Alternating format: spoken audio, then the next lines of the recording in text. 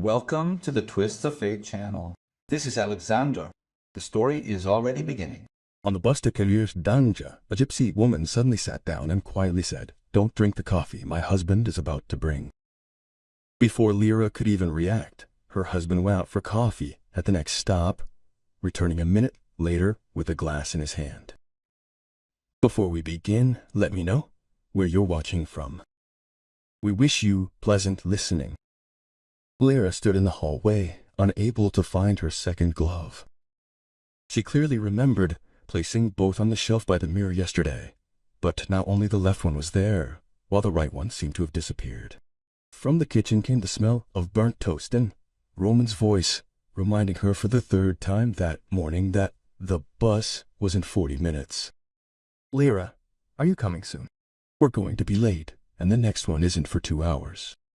She stopped searching, stuffed the lone glove into her pocket, and went into the kitchen. Roman stood at the table, finishing his tea, looking unusually composed for a Saturday morning. Usually on weekends, he'd spend the rest of the day in a stretched-out t-shirt and old sweatpants. But here he was wearing a fresh shirt and a shaved chin. Even his shoes were already by the door, neatly laced. "It's like you're getting ready for a job interview," Lere said, pouring herself some water from the kettle. Roman chuckled, but a little too quickly. "I just want to look normal. We're going to visit people. Maybe we'll run into the neighbors. You know how those old ladies on the benches notice everything?" Lere didn't argue. In fact, she'd been trying not to argue lately. Not because she was afraid, but because she was tired. 26 years together isn't just a number. It's thousands of small concessions, swallowed words, and habits that have long ceased to irritate and have become something like background noise. Like the noise of a refrigerator at night. You kind of hear it, but kind of don't. Lere hadn't liked this dacha for a long time. Once, when her grandmother was there, she used to go there every summer and remembered the smell of currants after the rain, how the floorboards creaked on the veranda, and how the cuckoo in the old clock counted down the hours of long July evenings. Awful. But her grandmother died 12 years ago. The house was dilapidated, the garden was overgrown, and the road to the dacha seemed longer and longer over the years. 2 hours with a transfer, then another 15-minute walk from the bus stop along a dirt road where the mud is ankle-deep in spring and fall. "Roma, maybe not today." Lere tried one last time, pulling on her jacket. "The weather is so-so. I didn't get enough sleep, and anyway, what's urgent? We've already discussed this 100 times. The roof is leaking. If we don't patch it before winter, the ceiling will collapse in the spring, and we need to find the documents. I told you, if we want to sell this wreck, we need the originals. And they're somewhere out there in Grandma's bins." He started talking about selling about 3 months ago. At first, cautiously, as if casually, like, "Why do we need this plot of land if we only go there once a year?" But then, more insistently, like a neighbor told us, someone was buying up land in those parts, and we shouldn't miss the moment while at least someone was offering something for this, as he put it, junk. Lere waved it off every time. Not because the dacha was dear to her as a memory, although that was partly why. She just didn't like it when people decided for her. And Roman, in the last, that's exactly what he did all the time. He decided, announced, and waited for her to nod. The bus was stuffy. It smelled of gasoline, someone's sausage sandwiches, and that special smell of city transport, an unmistakable mixture of rubber, dust, and human fatigue. Lere sat by the window. Roman settled in next to him and immediately took out his phone. He tilted the screen toward him so that Lere couldn't read a single line even if she tried. He never did that before. He used to be able to rest his phone face up on his knee without any problem, and Lere could see him scrolling through the news or texting his fishing buddies, but now it was as if he were working with classified documents. She turned to the window. Beyond the glass stretched the gray outskirts of the city, concrete fences, garage cooperatives, and the occasional birch tree with its leafless crowns. November was warm, but gray, and the grayness made you want to close your eyes and not open them until spring. At the third stop, a woman got on. Lere didn't notice her right away, but rather sensed her. Suddenly she smelled something tart, herbal and unfamiliar nearby. The woman sat diagonally across the aisle, and Lere involuntarily glanced sideways. Dark hair pulled back under a bright scarf, a swarthy face with deep wrinkles around her eyes, large earrings that swayed with every jolt of the bus. The gypsy woman was dressed simply but neatly, a long skirt, a warm sweater, and several thin bracelets that jingled softly. Roman stood up. "I'll just ask the driver for a minute how long until our transfer," he said, and moved forward down the aisle. As soon as he moved away, the gypsy woman, without asking, without smiling, she simply quietly sank into a seat and turned to Lere. Her eyes were almost black calm, without the feigned importance Lere had come to expect from such encounters. "No, give me a hand in gold. No, let me tell your fortune." The woman leaned toward Karen's ear and said, quietly, almost without expression, "Don't drink the coffee your husband brings you today." Lere caught her breath. She turned to say something, to ask something, but the gypsy woman had already gotten up and returned to her seat, turning away to the window as if nothing had happened. A minute later, at the next stop, she got off without even looking back. Lere sat, her fingers clutching the bag in her lap. Her heart was pounding somewhere in her throat. Her thoughts were racing. Nonsense, gypsy tricks. If she just wanted to scare him, simple as that. But something prevented her from brushing it off. Maybe it was the woman's eyes, too serious for a prank. Or her even voice, without pressure, without trying to impress. People don't say that when they want to deceive. They warn you like that. Roman returned to his seat, put his phone in his pocket, and looked out the window. 15 minutes before the transfer, he said casually. Lere nodded, trying not to look at him. She suddenly thought about how little she knew the man with whom she had spent more than half her life. She knew he liked his tea with lemon and no sugar, that he snored on his left side, that he got angry when he lost a game of chess to himself on the phone. But what was going on in his head when he stared silently out the window like that, she never knew. At the transfer, while they were waiting for the second bus, Roman suddenly perked up. "Listen, I'll be quick. There's a stall behind the bus stop. I'll get us some coffee. You haven't eaten anything since morning. At least you'll warm up." He left without waiting for an answer. Lere stood alone at the empty bus stop, where besides them there were only two other people, an elderly man with fishing rods and a woman in rubber boots with an empty bucket. The wind blew wet leaves across the asphalt. Somewhere beyond the trees, a crow cawed monotonously and insistently, as if complaining about the weather. Roman returned 4 minutes later. In one hand, a cardboard cup with a lid, in the other, nothing. "You didn't get any for yourself?" Lere asked. "I don't want any. Will you at least have something hot to drink?" He handed her the glass with a smile Lere rarely saw. Gentle, caring. Too caring for a man who had been irritated that morning by his glove. She took the glass and her fingers felt the warmth through the thin cardboard. Ordinary coffee, an ordinary smell. Nothing suspicious. And yet the gypsy woman's words stuck in her head like a hammered nail. A second bus pulled up, half empty, with fogged-up windows. They sat in the middle of the bus. Lere held the glass in her hands, not raising it to her lips. Roman sat down and took out his phone again, but this time he kept glancing at her with quick, fleeting glances, as if checking something. Lere raised the glass to her face and sniffed it. It was just coffee. Maybe a little bitter than the regular instant coffee from the kiosk, but nothing out of the ordinary. She raised the glass to her lips, and at that moment, the bus jerked over a pothole. She was thrown forward, and some of the coffee spilled over the rim, running down her fingers and dripping onto the sleeve of her jacket. Oops, she lost it. Roman flinched, but not the way a husband flinches when his wife spills coffee all over his jacket.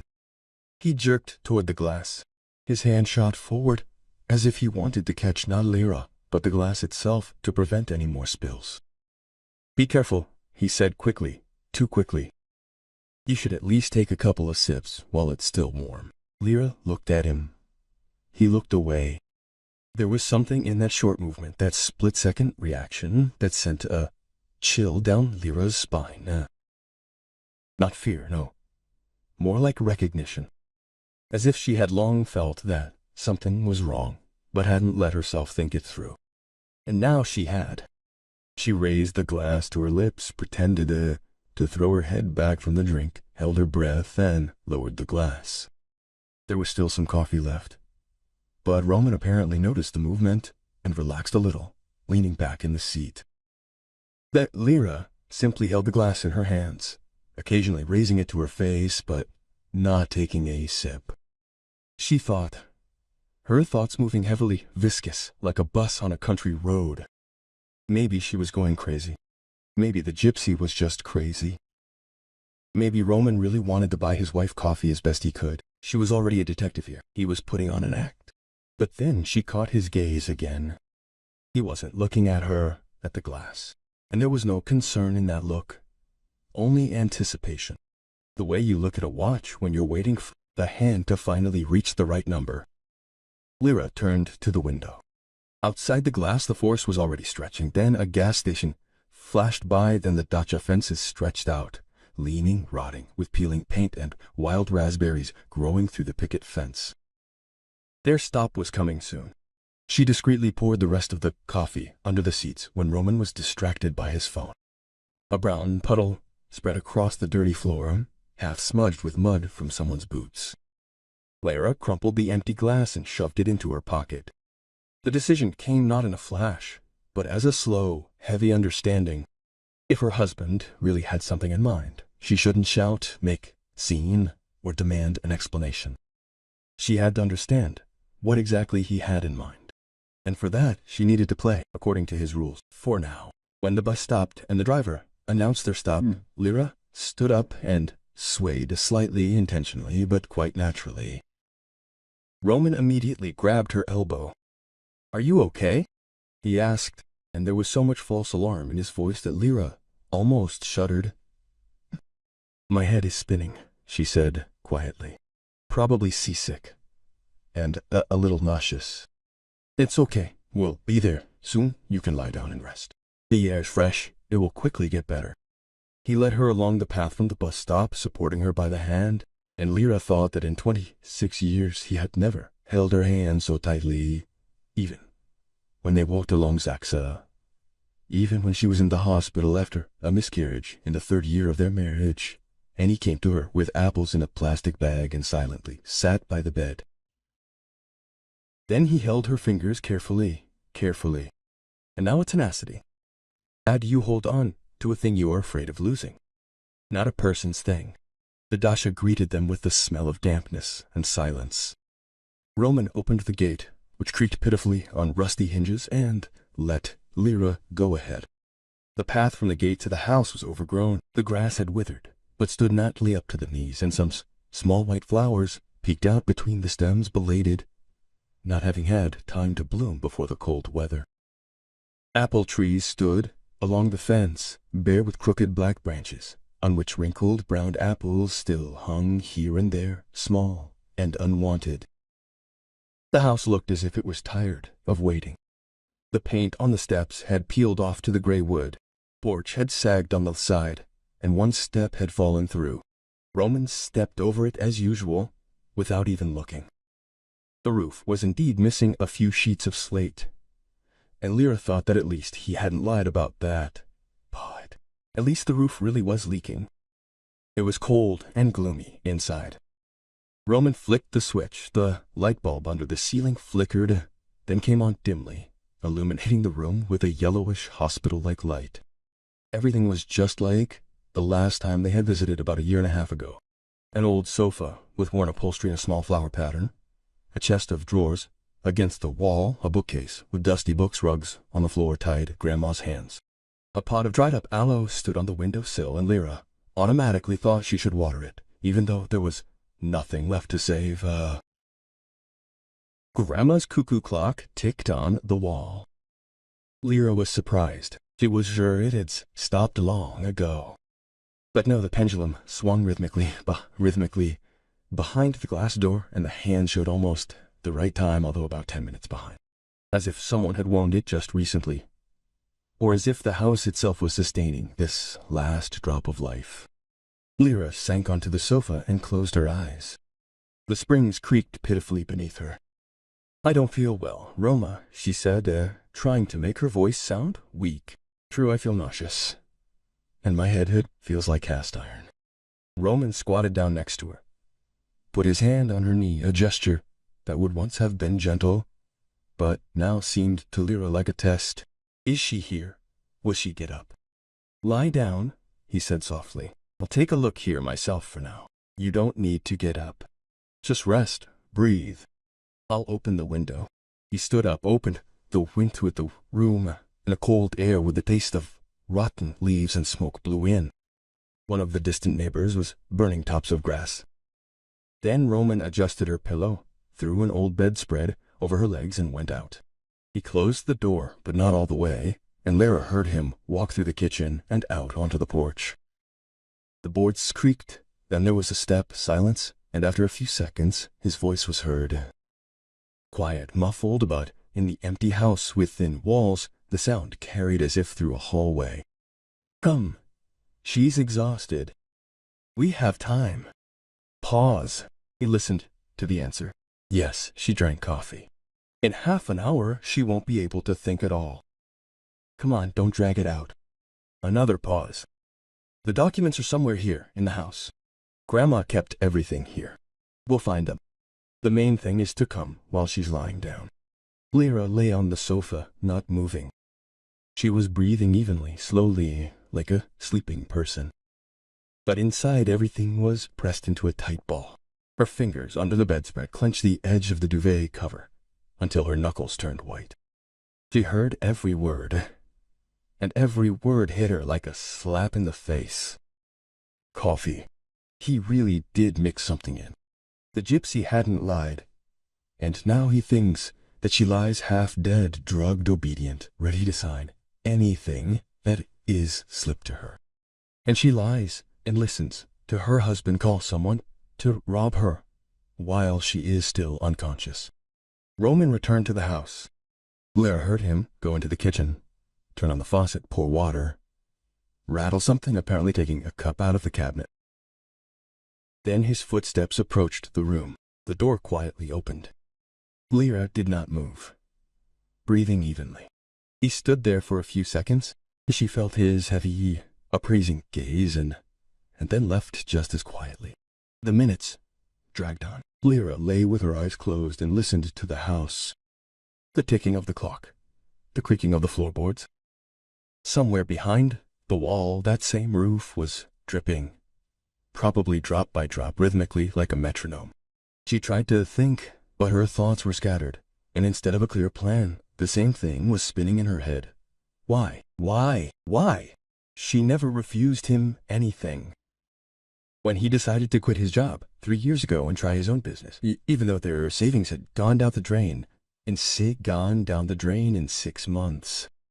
When he took out a loan for a car that I could afford, she signed the papers silently.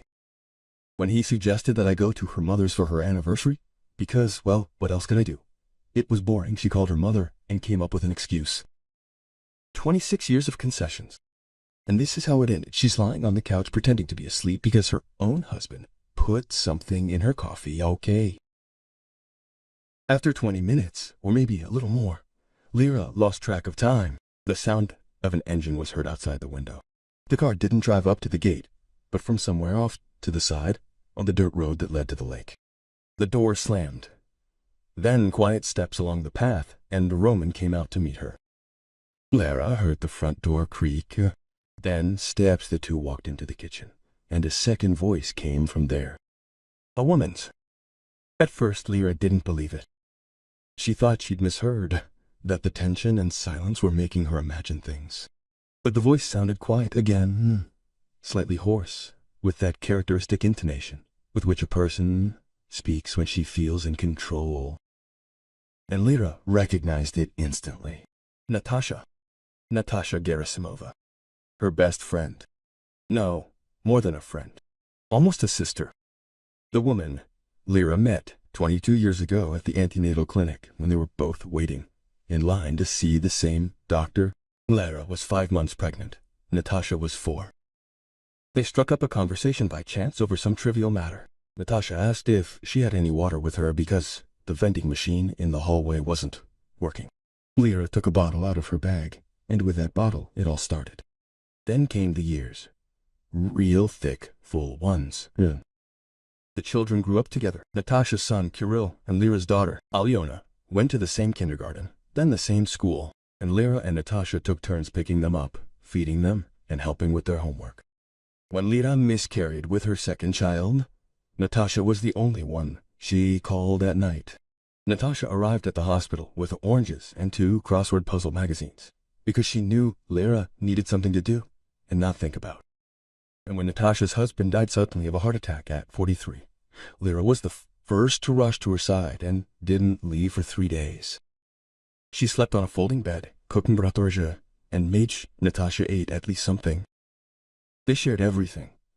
Recipes and diets, complaints about husbands and bosses, vacations and bosses, and rented a room for 2 with the children to save money. Natasha knew Lere's shoe size, that she didn't eat eggplant, and that she was afraid of flying. Lere knew that Natasha had been dyeing her hair since she was 28, snored after drinking wine, and cried from any commercial with dogs. And this voice, familiar to the last note, was now sounding in the kitchen, 3 steps from the sofa on which Lere lay, pretending to be poisoned. Lere slowly, trying not to creak a single spring, sat up on the sofa. Her fingers felt the phone in her pocket. She pulled it out, opened the recorder, and pressed record. She put the phone next to her on the sofa screen, down, covering it with the edge of the blanket. A small red dot blinked in the corner of the screen.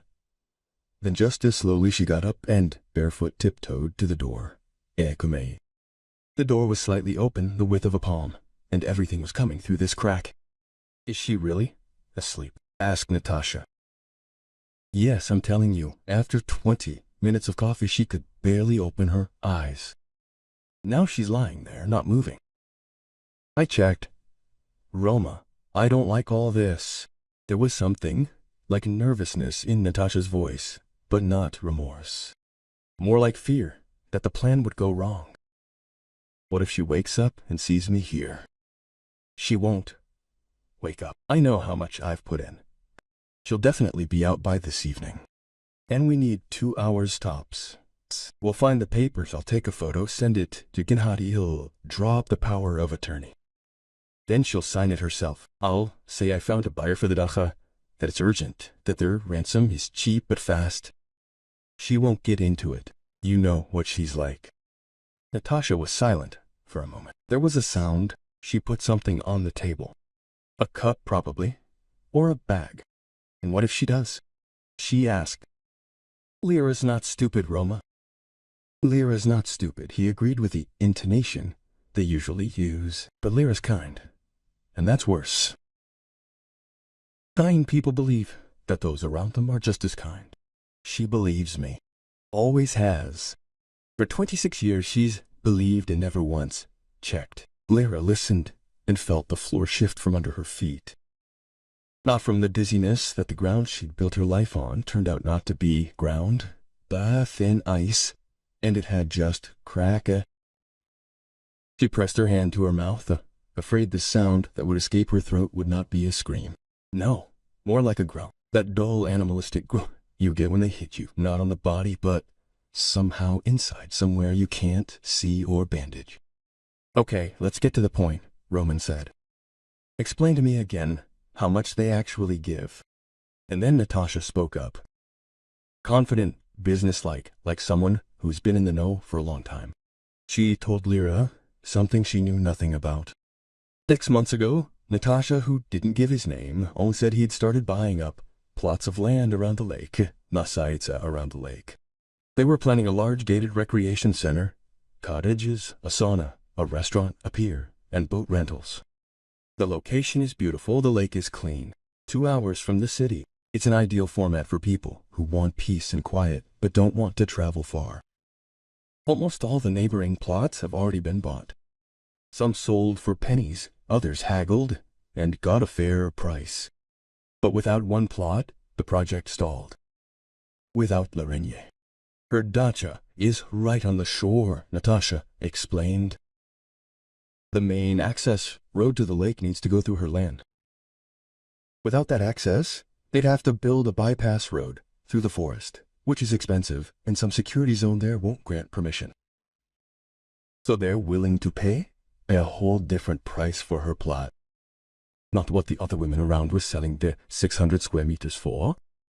A whole different price. Roman asked impatiently. Natasha named the sum. Lere felt her knees buckle outside the door. This wasn't just money. It was 15-20 times more than Roman had ever mentioned as long as they were giving it. For that amount, you could buy an apartment. A good apartment, not a one-room apartment on the outskirts. And when did you find out about this? Roman asked. 3 months ago. Remember, I went to see a colleague, my mother's neighbor. He works in the district administration. He told me that negotiations were underway, that they were buying up land. At first I just listened, and then I checked the land registry and saw that Lere's plot was key. Without him, there was no way. And then I found a way to contact Gennady. He's a middleman. He works with that businessman. We met and talked. He said, if you bring me documents and the owner's consent, the commission is yours. And the commission is there, you understand. I understand, said Roman. That's what you suggested. I suggested that you make money. We will both make money. Let's tell Lere that the plot sold for a reasonable price, while 3 or 4 times more than the neighbors. She'll be happy with that, too. And what about us? And she won't find it strange that I suddenly found a buyer. It won't. You've been telling her for 3 months that it's time to sell. She's already gotten used to the idea. And now it's the perfect moment. A quick buyout? We need to decide quickly before the buyer changes his mind. A classic scheme. People sell apartments like this every day and suspect nothing. Roman chuckled. And what do you get out of it? Just a commission? Natasha paused, and when she spoke, her voice was different, quieter, softer, more intimate. Roma, we've already talked about this. Not in the house with her, okay? She's asleep. Later, anyway. Let's find the papers first. Lere stood outside the door, holding her breath. Those last few words hit harder than the whole money story. This wasn't just a business scheme. There was something else between Roman and Natasha. Something they'd already discussed. Something they couldn't talk about in front of Lere.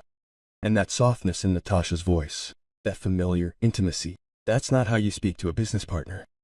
That's how you speak to someone with whom you share not only plans, but also a bet. Lere moved away from the door. Her legs wouldn't obey her. She stumbled to the sofa and sat down, wrapping her arms around herself. Her hands shook with a small, unpleasant tremor, as if she were cold, although she didn't feel cold. She felt emptiness. A huge, echoing emptiness that filled the entire space inside her, displacing resentment, anger, and even fear. As if all the threads holding her life together had been pulled out at once, and she went limp like a ratty doll thrown onto the sofa. She sat there for a minute, maybe 2. And then the emptiness began to recede, and something else took its place. Not anger. No, something cold, sober, collected. It was as if a switch had flipped inside, and instead of the wife who just learned the truth, a woman who decided to act sat on the couch. Drawers rattled in the kitchen. Roman and Natasha started searching for documents. They could hear cabinet doors opening, papers rustling, Roman Goman cursing under his breath about how the place was cluttered with this junk and he couldn't find anything. Natasha answered calmly, matter-of-factly, and this calmness made Lere feel even colder. When she comes to, we'll say she just felt sick from the journey, Natasha said evenly. We'll slip her the papers later. First we'll take photos, send them to Gennady. He'll prepare the power of attorney. And then you can explain to her that you found a profitable buyer and need her to sign quickly. She'll sign. She always signs. Roman chuckled. That's right. The main thing now is to find that damn folder. The old woman hid everything around here somewhere, I'm sure. She was paranoid. Every piece of paper in an envelope and a hiding place. Well, there aren't many hiding places here. A chest of drawers, a closet, a bookcase, maybe under the mattress, or in the basement. There's cheese in the basement. She wouldn't have put the papers there. Let's try the chest of drawers first, then the closet. If we don't find it, I'll look in the attic. Their voices grew quieter, retreating to the far room. Lera heard the creak of chest of drawers and Natasha rummaging through something. Then Roman called her name, and they both rattled something in the hallway. Lera sat on the sofa and looked at the wall in front of her. At the old wallpaper with a small flowered pattern peeling in several places and hanging in pale curls. She looked at a faded framed photograph of her grandparents young, standing outside this same house. Only then it was freshly painted, with whitened on larkspurs on the windowsills. She looked at the shelf with dusty books, the spines of which she remembered from childhood, and the cuckoo clock which ticked so steadily and calmly as if nothing terrible happened in this house. And then Lera remembered. Her grandmother had told her this long ago, back when Lera was a teenager and came to the dacha for the summer. They were sitting on the porch in the evening, drinking tea from iron mugs, and Grandma suddenly said it for no reason. Just like she often said things whose meaning Lera understood only years later. The most valuable things in the house are hidden, not where everyone looks and doesn't see. Lera didn't understand it then. She thought Grandma was just philosophizing. She loved to do this, especially in the evenings, when the sun set over the lake and the mosquitoes began to buzz overhead.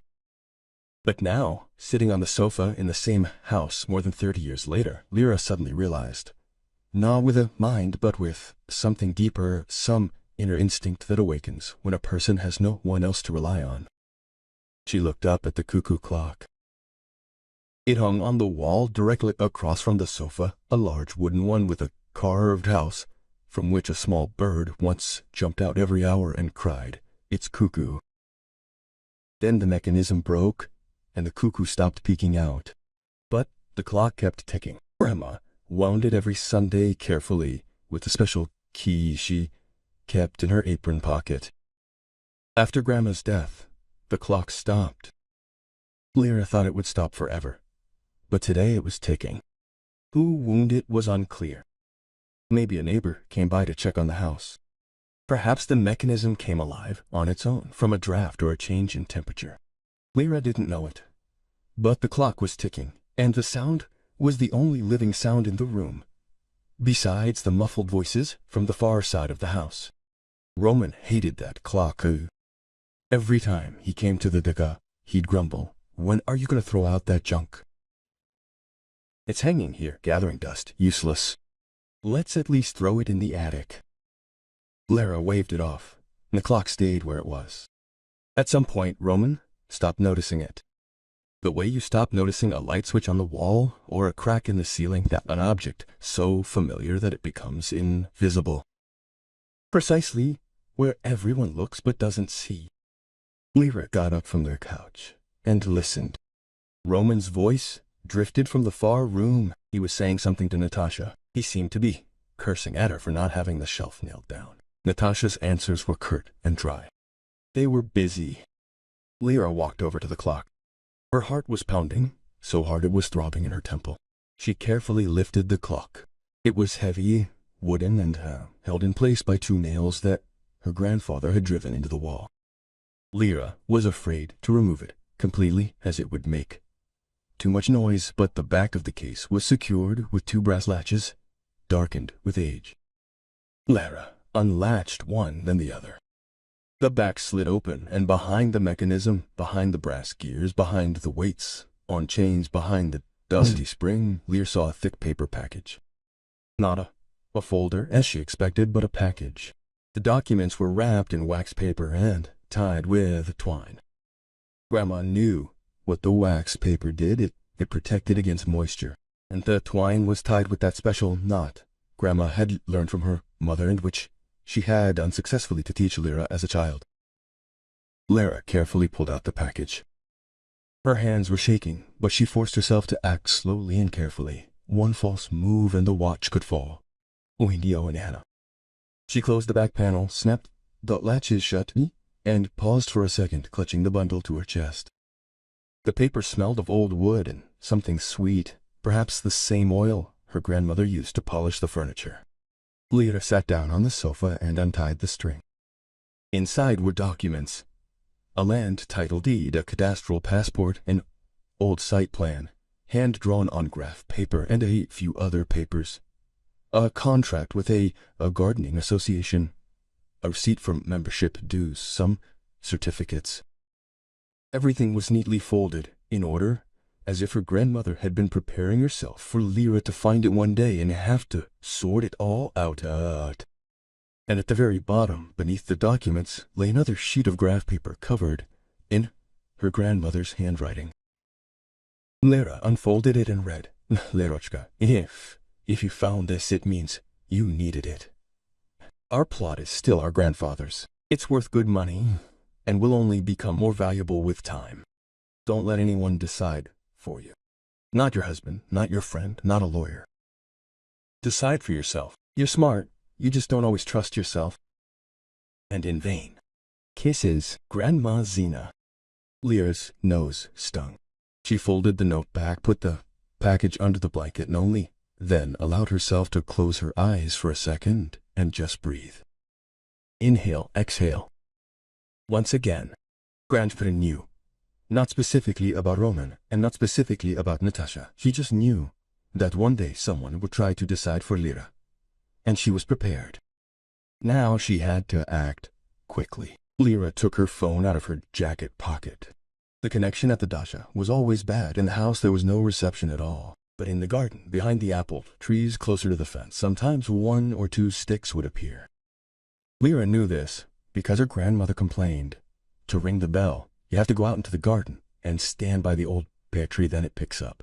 But she couldn't go out. Through the kitchen, Roman and Natasha were somewhere nearby. Lere looked at the window. The vent was open, but it was too narrow to squeeze through. Then she remembered the back door. There was a second door in the house, which led from a small pantry directly into the garden. It was rarely used. It was cluttered with buckets, jars, and some boxes. Lere knew that the lock there was simple, with a latch. She stood up, took the package, tucked it under her jacket, pressing it to her stomach, and tiptoed across the room to the pantry. The door was exactly where she remembered it, behind a shelf with empty 3-liter jars. Lere carefully moved a couple of jars aside so they wouldn't jingle as she pulled the latch. It gave way with a soft creak. Lere froze and listened. Voices drifted from the depths of the house. Roman and Natasha were in the far room. It seemed they were turning over a wardrobe. Lere pushed the door. The hinges creaked softly, but in this silence every sound seemed like thunder. She waited a second, then another, and slipped outside. The garden greeted her with cold air and the smell of wet earth. The grass underfoot was damp, and Lere regretted not putting on her sneakers. They were left in the hallway. But she couldn't go back. She walked barefoot across the grass, skirting the house, past old apple trees with blackened trunks, past a leaning greenhouse with dried tomato stems sticking out. By the far fence stood the same pear tree, huge, gnarled, with a thick trunk, in the hollow of which Lere had hidden notes and glass beads as a child. She pulled out her phone. 1 stick, then 2. Lere raised her hand higher, 3 sticks. The connection was weak, but at least it was something. She found the lawyer's number on a business card that was in the same package with documents between the cadastral passport and the receipt. A small cardboard business card, slightly yellowed, with simple text: Viktor Andreevich Markov, lawyer, land law, and a phone number. On the back, in her grandmother's handwriting, just in case. Verified. Lere dialed the number. 3 Gutkas, 4-5. She had already decided that she wouldn't answer, that the number hadn't worked for a long time, that everything was pointless. And then there was a click in the receiver. "Markov, I'm listening." The voice was not young, calm, a little tired. Lere's mother spoke quickly, haltingly, mixing up her words. She realized that she sounded like a crazy stranger calling from the dacha, talking about her husband, her friend, coffee, documents, some entrepreneur. But Viktor Andreevich didn't interrupt. He listened to the end.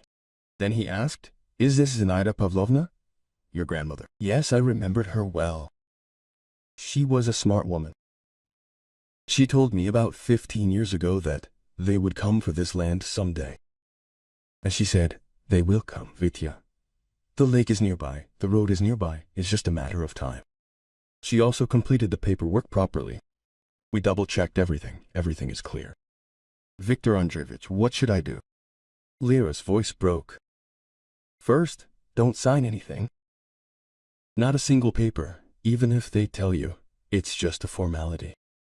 Second, don't show or give the original documents to anyone. Third, wait. I was just driving to your area to see a client, but he rescheduled the meeting. I'll be there in 30-40 minutes. I remember the address. I've been to Zinaida Pavlovna's. Will you wait?"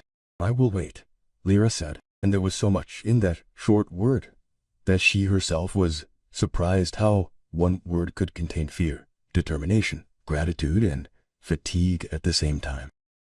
She put the phone away and stood for another minute by the pear tree, clutching the bundle to herself with both hands. Her toes were already numb from the cold ground, and she shifted from foot to foot, feeling the wet grass and it tickle her skin. Somewhere beyond the lake, birds were calling long and plaintively, as if they were getting ready to fly away and saying goodbye. Then Lera returned to the house the same way, through the back door, through the pantry, trying not to knock over the jars on the shelf. She slid the latch, went into the room, placed the bundle with the documents on the sofa, and sat down next to it. Now she had to wait, and wait for the right moment. She didn't have to wait long. About 10 minutes later, Roman's voice came from the back room, irritated with a hint of panic. "There's nothing here. Not in the closet, not in the dresser, not under the mattress. I turned everything upside down. Maybe in the attic," Natasha suggested. "There are only rags and old magazines there. I looked last time. No, the documents are in the house. I can feel it. That old woman definitely hid them somewhere here. Maybe in the pantry?" Footstep. They walked down the hallway, past the kitchen, towards the room where Lera was sitting. She heard Roman push open the door to the pantry, the jars clatter, and Natasha say, "There's only pickles and buckets in here, Roma. There's nowhere to hide." Then in the room, Roman said, they hadn't checked her chest of drawers yet, the one by the sofa. They entered the room. Lera was sitting on the sofa, her back straight, a bundle of documents on her lap. Roman saw her first, stopped at the threshold, and his expression changed so quickly that Lera could barely keep up. First surprise, then confusion, then fear, and finally that same fake smile he put on when he was caught in a lie and he was trying to wriggle out of it. "Oh, are you up? Are you feeling better?" he began, stepping forward. But then Natasha stepped out from behind his shoulder, and her gaze fell on the bundle next to Lera on the sofa. And Natasha didn't smile. There was no shame or confusion on her face, only anger. The pure, concentrated anger of a man who had something he considered his own snatched from under his nose. "Are these documents?" Natasha asked, looking at the package. Lera didn't answer her. She was looking at Roman. The coffee was bitter. "Roma," she said quietly, "and you were talking too loudly." Roman twitched. The smile slid from his face like wet newspaper from a fence. "Lera, you misunderstood. We just wanted—" "I understood everything," she interrupted. "Every word. About the entrepreneur, about the lake, about Gennady, about the power of attorney, about how much my plot of land is worth, and about how much you were going to tell me." Roman turned pale, opened his mouth, closed it, opened it again. "It's not what you think." Lera picked up the phone and pressed play. In the silence of the country house, the rhythmic ticking of her grandmother's clock, Roman's voice sounded, his own voice, clear and intelligible. "Lera is kind, and that's worse. Kind people believe that those around them are just as kind. She believes me. Always believed. Oh, 6 years of believing and never checked. And then Natasha's voice. We'll slip you the papers later. First, we'll take a photo and send it to Gennady. He'll prepare the power of attorney. And then you'll explain, too, that you found a profitable buyer. Roman stood motionless. His face turned gray like the wall behind him. Natasha was the first to turn pale and took a step back toward the door instinctively, like a person looking for a way out. Lere turned off the recording. 22 years, Natasha, she said, and her voice was even, without trembling, without screaming. For 22 years, I considered you a sister. I sat with you when Zhenya died. I picked up Kirill from school when you were lying with pneumonia. I lent you money and never reminded you once. And you came to my house to steal my land. With my husband. Natasha didn't answer. She just pressed her lips into a thin line and looked away.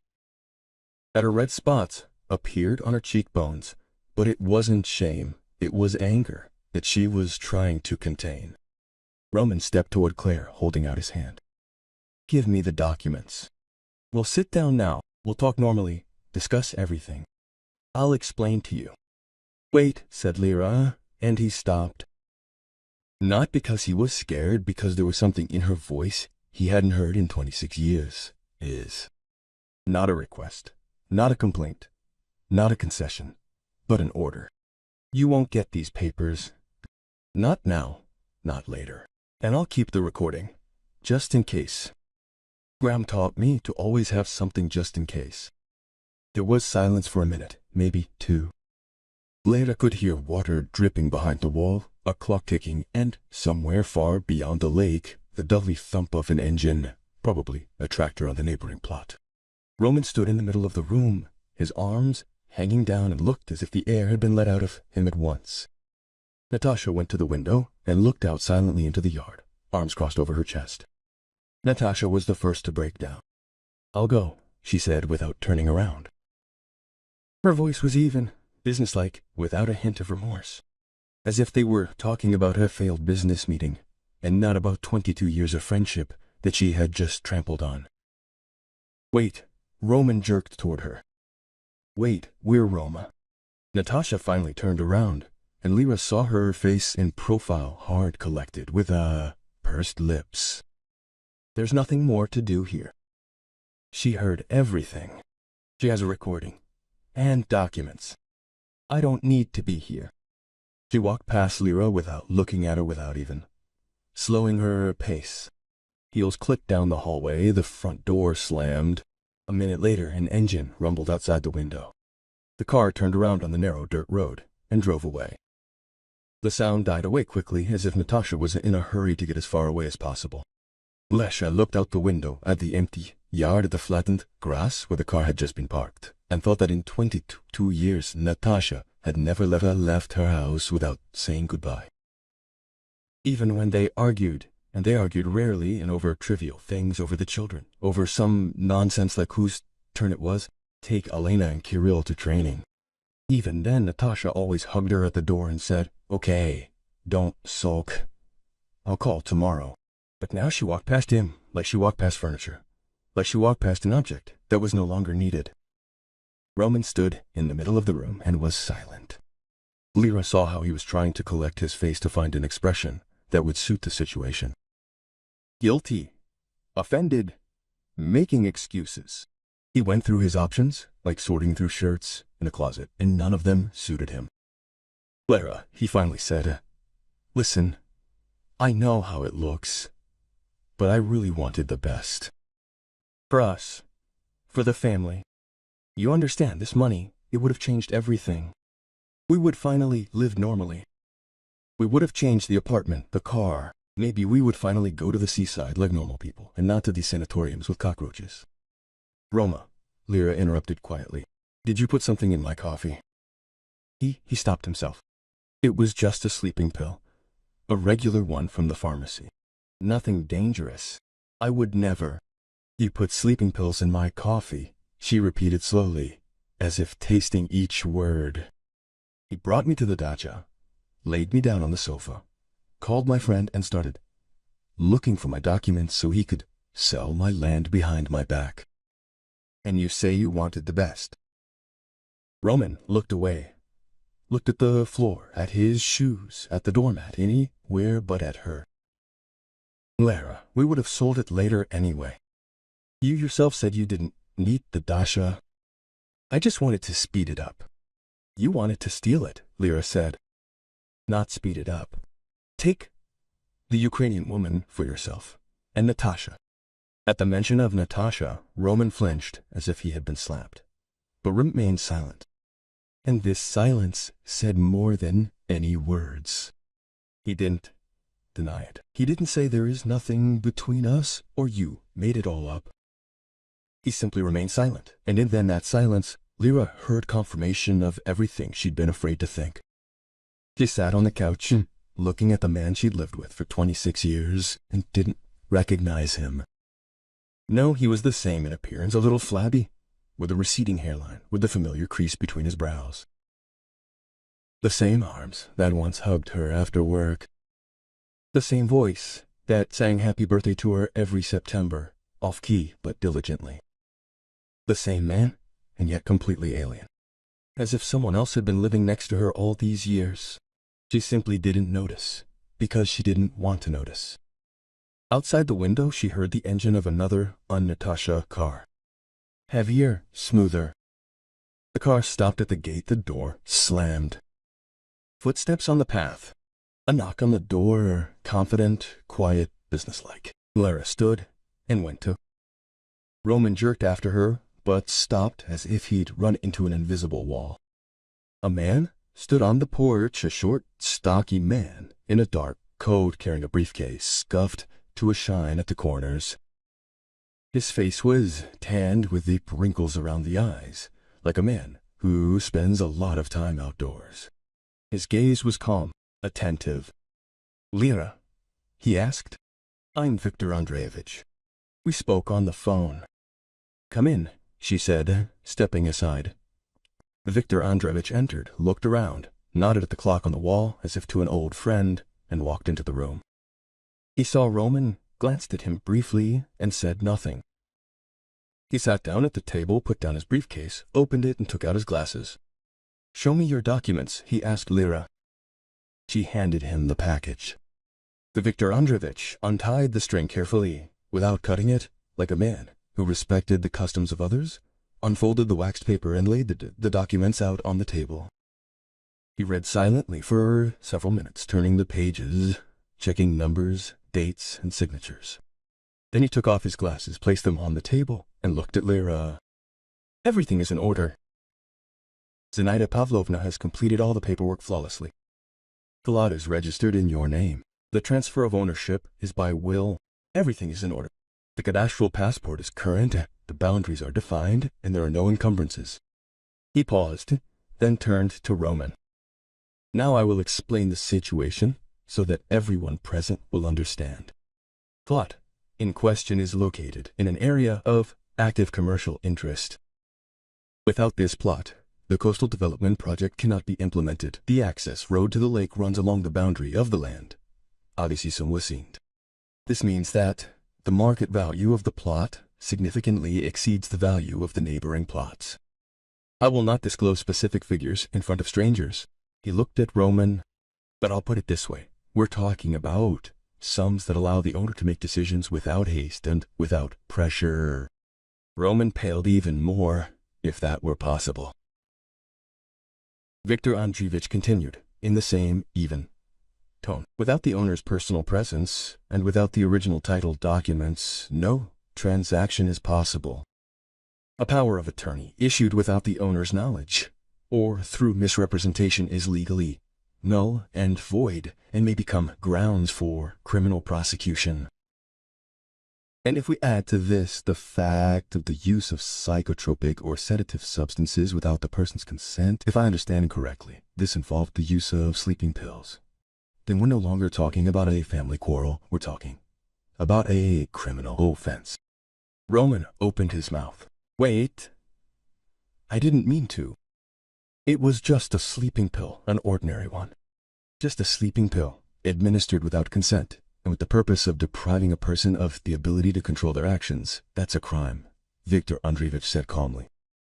I'm not an investigator or a prosecutor, but if Lera wants to, and as far as I understand, she has an audio recording of your conversation with your accomplice, it will be a very serious problem for both of you. The silence was so thick that Lera could hear the wind rustling the bare branches of the apple tree outside. Roman was silent. He was silent for a long time, a full minute, maybe more. Then he sat down on a chair by the wall, heavily, the way people sit when they've suddenly run out of strength. He rubbed his face with his palms and said, I'm leaving. These were the first honest words Lera had heard from him all day. Maybe for the whole year. He didn't make any more excuses, didn't beg, didn't threaten. He simply stood up, took his jacket from the hanger, and walked out. The door closed behind him quietly, without a slam. A minute later, footsteps were heard on the path, then the creak of the gate. Then silence. Viktor Andreevich carefully folded the documents back into the holy paper and tied them with twine in the same knot he had tied before. Zenita Pavlovna was right, he said, handing the package to Lera. You are an intelligent woman. You just haven't always believed in yourself. Lera took the package and pressed it to her chest. Her eyes stung, but she didn't cry.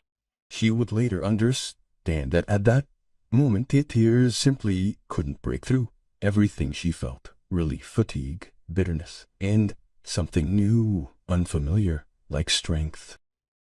Viktor Andreevich left her his new business card with an updated number and left. He promised to call in a week when she was ready to discuss further steps. He said there was no need to rush. The land was not going anywhere, and the buyers even more so. They needed this land more than you needed money. Lera was alone. For the first time all day, truly alone. Not alone while her husband went out for coffee. Not alone while someone was rummaging through her things behind the wall, but simply alone, in her house, with documents in her hands and silence all around. A month later, she filed for divorce.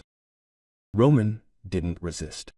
He acted as if the core had been taken out of him, showed up to the lawyer in a rumpled shirt, signed papers silently, didn't haggle over property. Natasha disappeared from her life that same day. She simply ceased to exist, as if she had never existed. Mutual friends said she had gone to another city to visit her sister, but Lera didn't check. She didn't care. Lera didn't sell the dacha, at least not right away. First, she changed the locks. A locksmith came, a silent man with a mustache, installed new locks on the dacha in an hour and charged a low price. Then Lera brought 2 buckets of paint, white and green, and painted the shutters over the weekend. It was crooked and streaky, but she didn't care. What mattered was that she had done it herself, with her own hands, in her own house. Then she fixed the porch, or rather, hired 2 guys from the neighboring village, who replaced the rotten boards and straightened the steps. Then she cleaned the garden, trimmed the dead branches from the apple trees, pulled out the weeds, and tied up the raspberries along the fence. The work was hard and unfamiliar. It made her arms and back ache, but after each task, Lera felt something she hadn't felt in a long time. Not joy. No, it was too early for joy. Rather a presence, a feeling that she was here, on this land, and this land was hers. For the first time in many years, Lera came to the dacha alone. Not with her husband who grumbled in the car. Not with her friend who said it felt easier to breathe here and at the same time planned how to take this place for herself, or alone. With a small bag containing a thermos of tea, sandwiches, and a book she started reading 3 months ago, and a school and couldn't finish. She sat on the porch. The steps were new and smelled of fresh wood. The paint on the shutters was already, the grass had dried and shone slightly in the pre-sunset light. Before her lay the garden, tidied, trimmed, still unattractive, but already alive. Beyond the garden, beyond the apple trees and the fence, the lake shimmered, and a thin mist hung over the water, pink from the setting sun. Lera poured herself some tea in a mug, the same iron one her grandmother had found in the cupboard, and washed it until it shone. the tea fragrant with mashed and dye she had brewed herself from the herbs that grew by the fence ice. She took a sip. Hot, slightly bitter. Not like that coffee. She sat and looked at the water and thought about the gypsy. About that unfamiliar woman in a bright headscarf who had sat next to her on the stuffy bus and said 5 words that had changed everything. Lere still hadn't figured out who she was. A random daddy who had seen or heard something, an acquaintance of one of the neighbors who knew about the plans to a novel, or simply a woman with a keen eye who read in her husband's face what his wife hadn't seen in 26 years. Lere didn't know and probably will never know. But if it weren't for that quiet whisper, she would have taken a couple of sips. She would have fallen asleep on the old sofa to the ticking of her grandmother's clock. And she would have woken up in a life where her land, her dacha, and even her trust had long been divided between the 2 closest people. The cuckoo clock had long been silent, but the hours were ticking, and Lere thought that maybe that was the point. Not to shout about yourself, not to jump out every hour, but just to walk. Quietly, peacefully, patiently. The way Grandma Zena walked when she filled out the documents and hid them behind the mechanism. The way Lere herself walked when she made her way barefoot through the wet grass to the old pear tree with a phone in her hands. The way the clock on the wall ticks unhurriedly, without stopping, counting down the time that now belongs only to her. Lere finished her tea, put the mug on the railing, and took out the very same note on a piece of Zimisef squared notebook paper from her bag. She unfolded it and reread it again, although she already knew every word by heart. Barachka, if you found this, it means you needed it. Our plot is still our grandfather's. It's worth a good amount of money and will only become more valuable with time. Don't let anyone decide for you. Not your husband, not your friend, not a lawyer. Decide for yourself. You're smart, you just don't always trust yourself. And in vain. Kisses, Grandma Zena. Lere folded the note, put it in her jacket pocket, and looked at the lake. The sun had almost set, and the water had gone from pink to dark, thick like tea in a mug. The last birds were making black dots against the gray sky over the forest. It was cold and good. That same good that comes not from joy but from peace. From the feeling that you're finally in the right place. And that this place yours. Not someone else's, not shared, not my husband's and mine, and not, well, we'll sell it if necessary. Yours, by document, by right, by grandmother's will, and by the old law that cannot be circumvented by one's own decision. Lere stood up, entered the house, and closed the door behind her. With a new lock. The bolt clicked quietly, confidently. And the clock on the wall ticked in response, as if nodding. Correct. Thank you for listening to the story. This was the Twists of Fate channel with you. Sorry for the mistakes. Write in the comments what you think. If you liked it, subscribe to the channel